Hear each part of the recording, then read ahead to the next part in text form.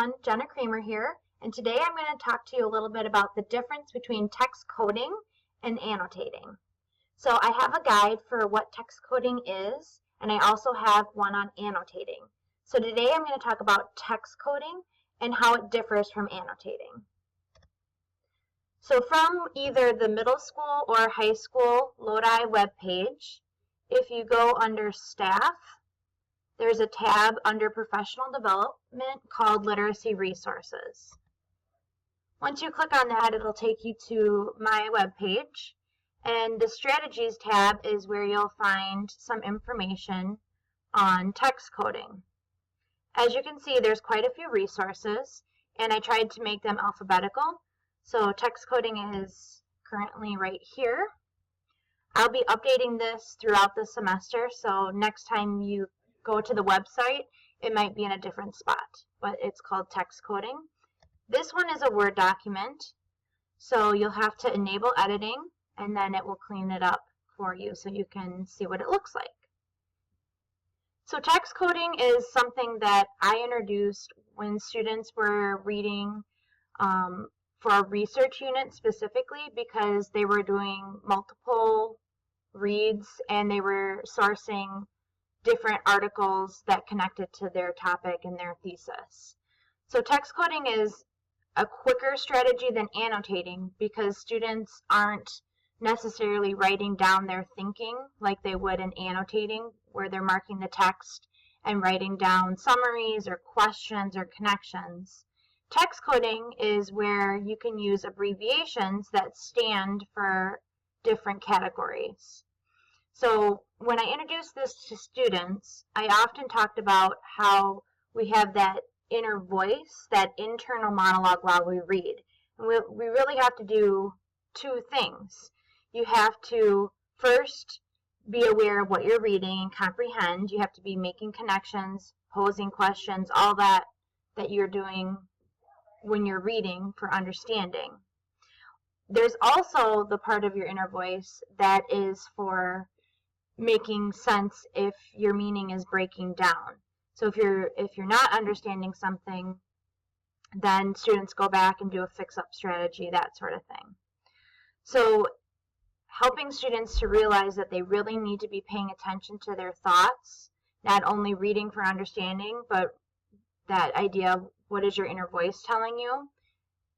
As high schoolers, it's okay to call that what it is. It's really metacognition, the ability to think about one's own thinking and monitor comprehension. So this again is something I use with high schoolers, and you can change the codes to meet your needs. But for the research unit, we focused on ethos, logos, pathos. So we had F standing for facts, C for credibility, and E when the author was using emotion to try to make the reader feel something. If students had questions, they could use a Q.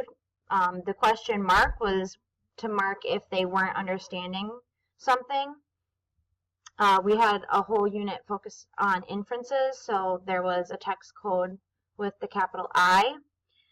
The exclamation point was if there was a main idea or something was really important that the author was talking about. A plus was if the evidence that they were marking was in support of their thesis, and the minus was if it was the counter argument. So we obviously did quite a few of these articles together, and by you reading aloud as the teacher, you can have students really pay attention to their metacognition, or their inner voice, as I call it with the younger grades.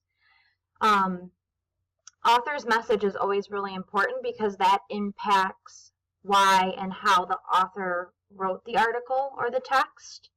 And always comprehension is the focus. We want students to understand what the author is trying to say. So knowing the main points is very key. So as students continue through with the reading, they're text coding. And then at the end, we actually would write a one-sentence summary at the top of the paper in their own words, because as I mentioned, they would be reading 10, 11 different articles all on one topic. So it helped them to remember what information was in what article, so that when they went back to do their writing, they could more quickly find what they were looking for. So text coding can be done without students putting a lot of thought into it. Students can go through and mark a text with these letters, and you don't know as the teacher if they're making the appropriate connections. With annotating, students are writing down their thoughts, so if there are misconceptions, you can quickly see where students are not understanding certain concepts. So that's something to keep in mind when you're using text coding with students.